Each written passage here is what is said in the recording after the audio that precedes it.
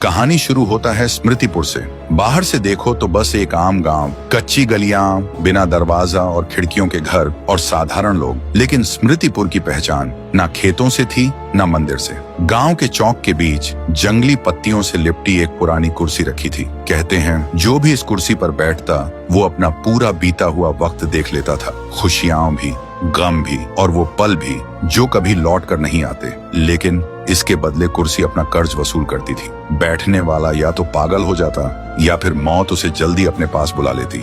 गांव वालों ने उसे मिटाने की बहुत कोशिश की, आग लगाई, लेकिन जब आग शांत हुआ तो कुर्सी को एक खरोंच तक नहीं आया। और गांव वाले जितनी भी बार कुर्सी को जंगल में फेंक कर आते, पर सुबह होते ही वो फिर से चौक के बीच खड़ी मिलती। इसलिए गांव वाले उस कुर्सी से इतना डरने लगे कि उसके पास से गुजरते वक्त कपकपाते हुए निकलते थे। गांव वाले बस एक ही बात कहते हैं, ये कुर्सी इंसान की नहीं, ये कुर्सी किसी और की है। उसी गांव में रहता था एक लड़का, राय स्टार। वो सबसे अलग दिखता था, ना शक्ल किसी इंसान जैसी थी, ना चलन गांव वालों जैसा। उसका कोई भी दोस्त नहीं था। गांव के बच्चे उसे चिढ़ाते थे, देखो देखो कौन आया, खरगोश आया, और फिर खिलखिलाकर हंसते रहते। और राय स्टार हर बार चुप हो जाता, उसकी आंखें भर जाती थी और उसके दिल में एक ही सवाल होता, मैं सबसे अलग क्यों हूँ। फिर एक दिन राय स्टार अपने दादाजी के पास जाता है और आंखों में आंसू लेकर कहता है, दादाजी मैं कौन हूँ, मैं सबसे अलग क्यों हूँ, मेरे माँ बाप कैसे दिखते थे, आपने कभी उनका जिक्र क्यों नहीं किया।